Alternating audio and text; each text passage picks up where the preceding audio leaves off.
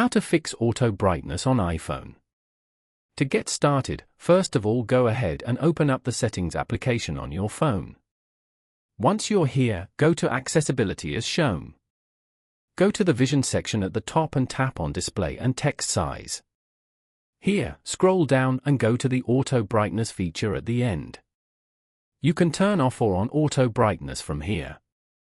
Turning off auto brightness may affect battery life, energy consumption, and long-term display performance.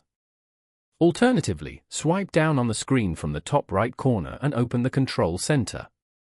You will see a group of icons over here. Go to the brightness icon and adjust the brightness level from here. Hold and drag it upwards to increase the brightness, or downwards to decrease it. Go to the bottom right corner to the True Tone feature to turn it on or off. After that, go back to the Settings page. Then, go to General. Scroll down and tap on Transfer or Reset iPhone.